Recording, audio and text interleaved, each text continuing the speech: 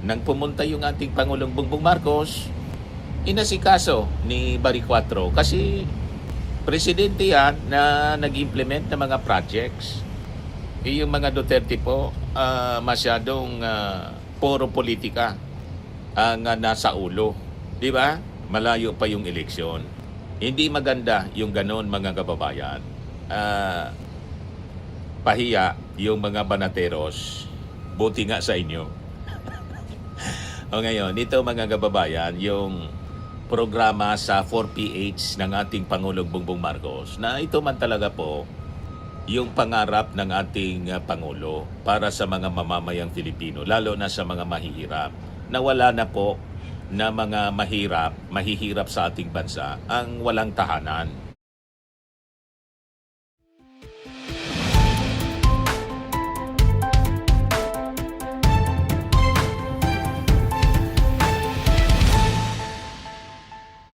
Hello po mga kababayan, si Dante Maravillas.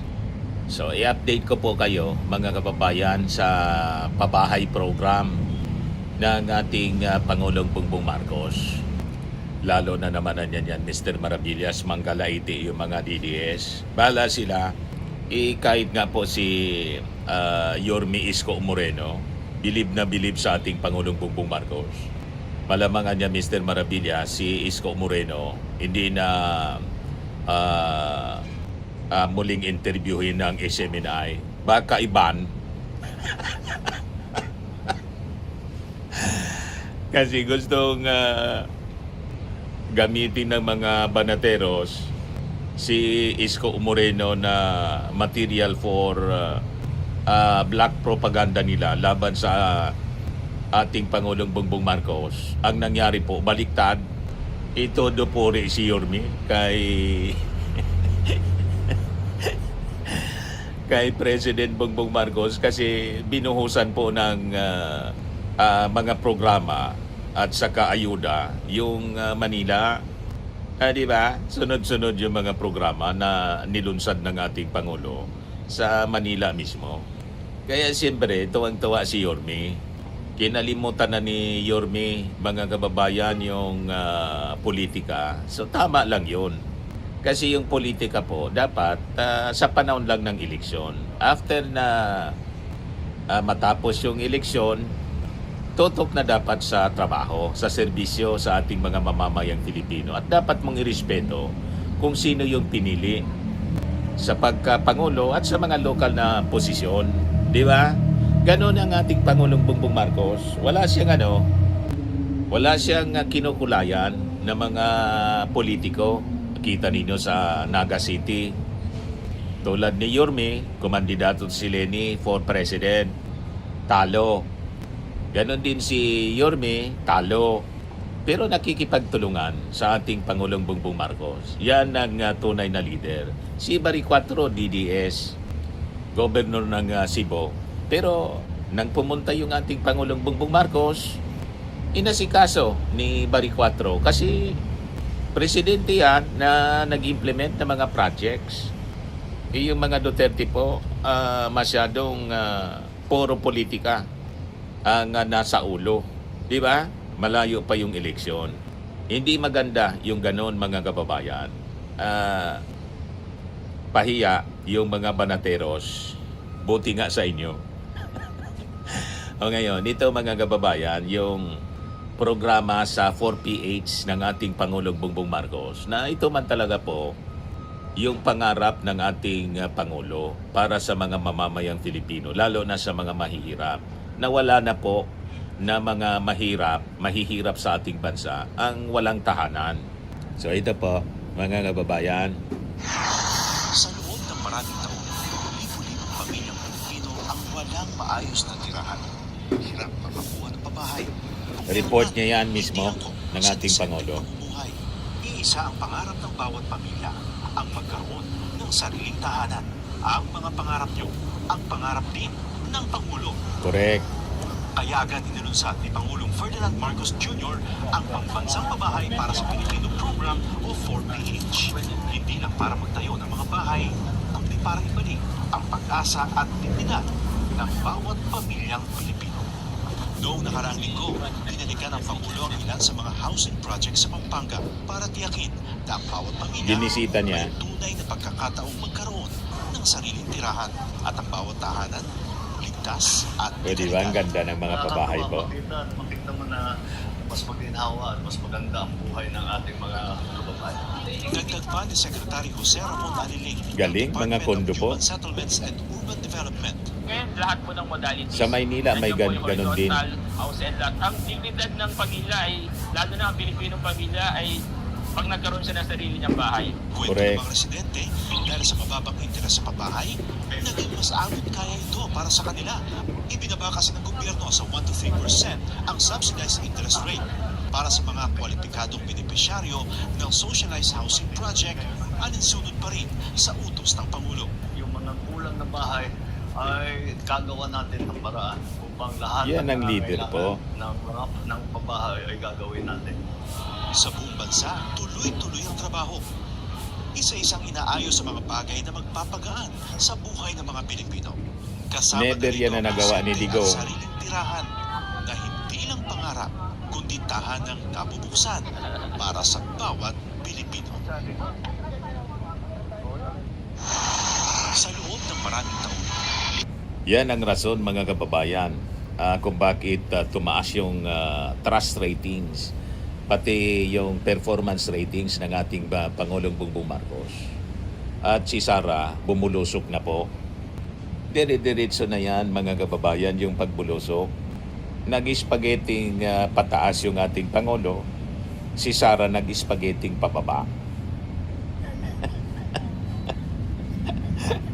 Spaghetting pataas, spaghetting pababa. Mangiyak-iyak na naman na niya, Mr. Maravillas, yung mga DDS niya. Yan, Octa Research. Spaghetting pataas yung ating Pangulong Bongbong Marcos. Di ba? So, ibigay ko sa inyo itong yung balita, mga kababayan. Trust ratings ni Pangulong Marcos umakyat sa 54%. Mas marami na ngayon ang Pilipinong nagpapakita ng kumpiyansa kay President Ferdinand Marcos Jr. ayon sa pinakahuling Octa Research tugon ng Masa Survey. You see, batay sa survey, umakyat sa 54% ang trust rating ng ating Pangulong Bongbong mula sa 48%. So, 6%, 6 na bahagdan mga kababayan yung itinalon ng trust ratings ng ating Pangulong Bongbong Marcos.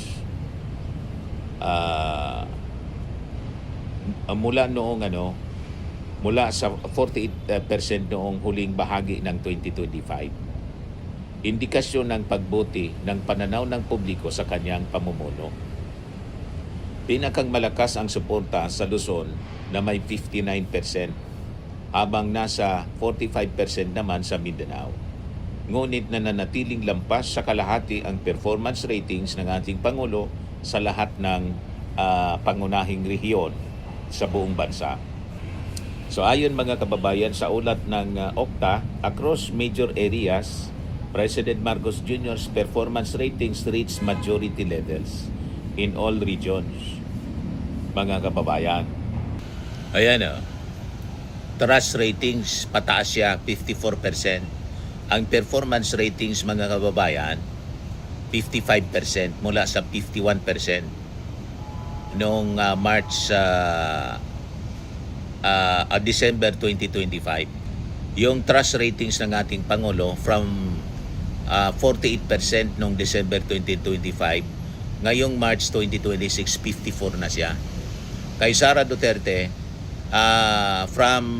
yung trust rating niya mula 53% noong December, tumaas din siya sa 55% ngayong March, pero bagsak yung performance ratings niya mula 54% noong December 2025, 50% na lang, bumagsak ng 4% ngayong March 2026. So itong performance ratings nga po at trust ratings ni Sara Duterte, questionable pa to. Kasi unang-una, mga kababayan, baka yung trust ratings niya ganon kasi Baka mga kababayan, yung mga natanong, mga DDS, mga taga Davao siguro yung sinurvey. Kung hindi taga Davao, baka yung nasurvey po, mga taga impyerno. Yan ka na naman niya, Mr. Marabi. Yung performance ratings, lalo na pong questionable kasi hindi man po nagtatrabaho si Sara. Ang trabaho ni Sara, manira. Baka yun ang tanong. Gayon pa man, yung kanyang performance sa paninira, mga kababayan, bagsak.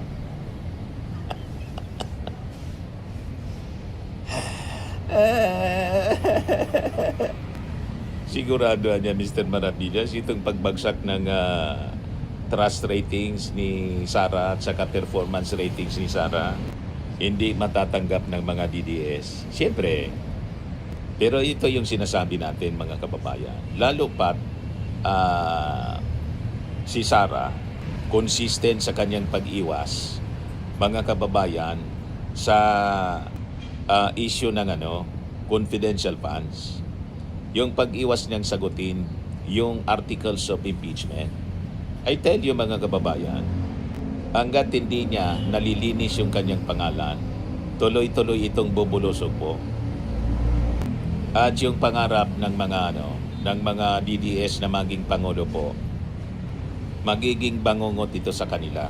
Kasi based sa survey ngayon, yung lamang ni Sara, siya pa man lang po ang nag-declare na tatakbo.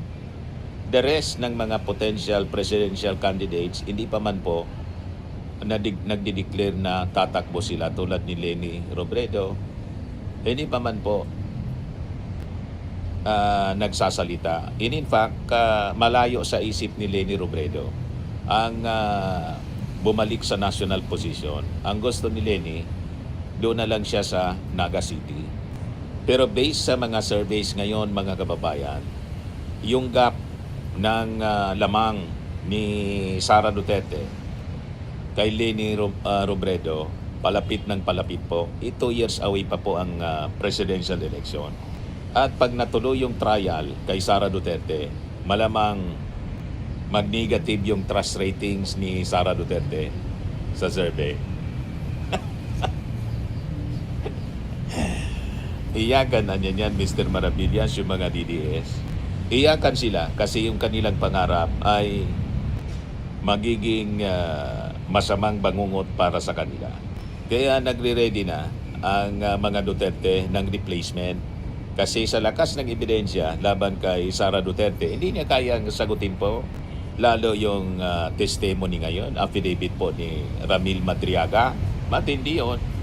Taranta sila ngayon, mga kababayan. Kaya nire-ready na si Baste. Si Baste man, malabo yun, mga kababayan.